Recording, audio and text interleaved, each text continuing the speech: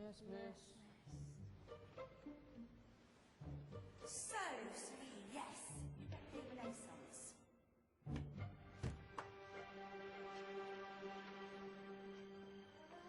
Is that the librarian? I guess so.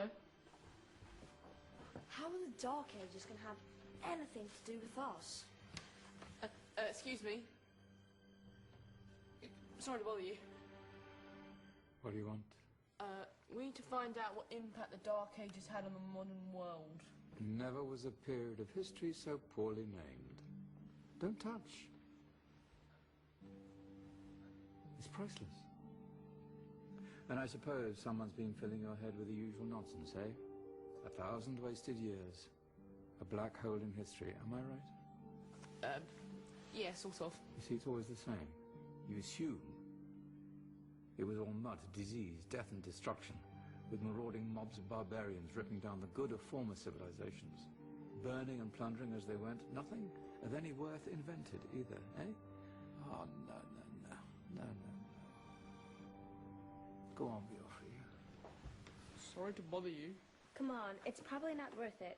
Everyone knows that the Greeks and Romans invented everything anyway. Oh, did they now? And you're sure about that, are you?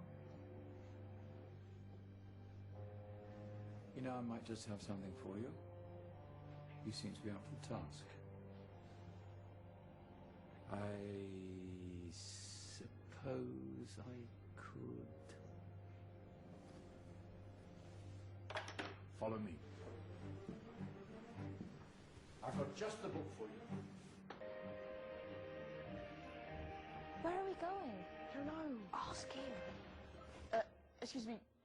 Where are we going? From darkness into light, my young friend. From ocean onto land, there are things you should know. Oh, yes, indeed. Yes, indeed.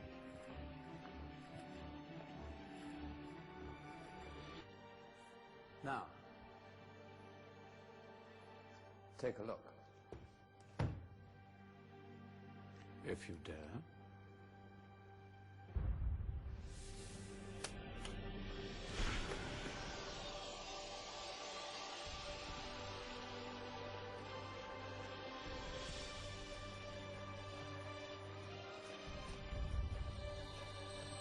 What's going on? Welcome to the Dark Ages, or as it should be known, the Golden Ages. Who are you? I am Al-Jazari, engineer and ingenious inventor. I thought you said this was the Dark Ages. It doesn't look very dark. That's because it's all a matter of perspective, my soon-to-be illuminated friend. Of course, there are parts of the world that weren't dark at all, but in a civilization that stretched from Spain to China, the golden rays of discovery and invention shone over everything. What civilization? The Muslim civilization, my young friend. Through scholars and scientists of various faiths, some of the most important discoveries known to man were made at this time. Discoveries that drew on knowledge of the ancients, but have more connections with your modern world than you could possibly ever imagine. Like what? Well, all sorts of things. I've got to get a picture of this. I knew it was a good idea. Who are you? Allow me to introduce Ibn al-Haytham, a great scientist whose ideas led to the invention of the camera. You invented the camera? I laid the foundations for modern cameras by explaining how our eyes work. I found a way of projecting an image onto another surface through a small hole in a dark room, later called camera obscura. Think of all the things that evolved from this discovery. Cameras, cinema, all share the same principle. Cool. Look out below! Who's that? That's my good friend, Abbas ibn Farnas, who gazed up to the heavens, passionate in his belief that man could fly. Whoa. Indeed, he dared to dream about flying 1,000 years before the Wright brothers. You know, you all take your jet-setting holidays for granted, so it only seems fair to remember Abbas ibn Farnas. Stand by. I'm ready for takeoff.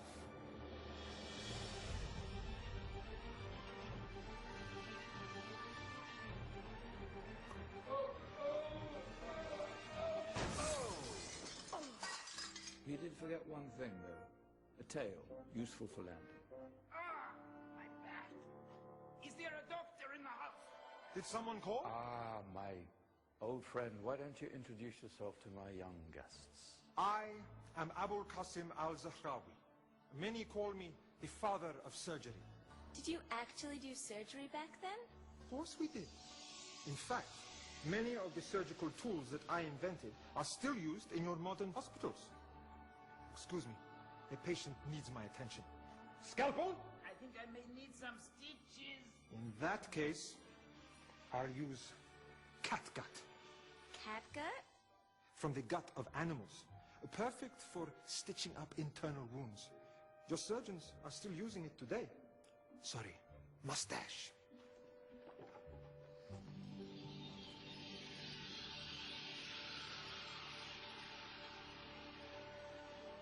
Who's she? That's Maryam al-Astrolabi, one of the many brilliant women of her time. She made sophisticated astrolabes. Astro what? Astrolabes. They show the sky and the stars on a small flat plate you can hold in your hand. Think of them as ancient calculating or timekeeping devices. Today you have your watch, your compass, satellite navigation, helping people and explorers travel the world. Science at its brilliant best. And all these things were developed during the Golden Ages. And that's just the tip of the iceberg. There were thousands of other inventions covering all areas of life, and in the years that followed, their influence spread across the whole of medieval Europe. So you see, it wasn't so dark after all. What about you? Me? What did you invent? Well, I don't want to be big-headed, but I made some groundbreaking advances in engineering. I suppose my most significant discovery converted rotary motion into linear motion using a crank and connecting rod. It's essential in pumps and engines.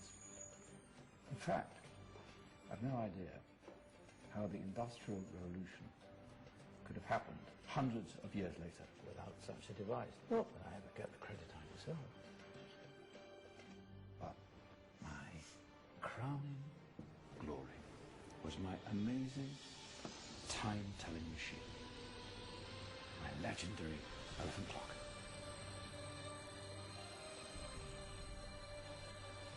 It's a clock. Yes.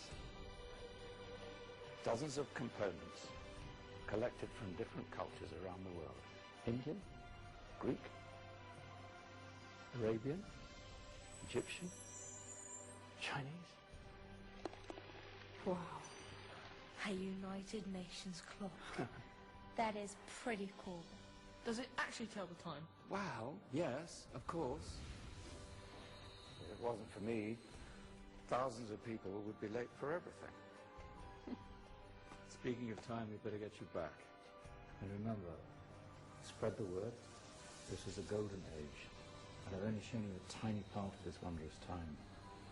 There are countless other scientists and inventions directly connected to your modern world. You're just going to have to find out for yourselves. No, wait.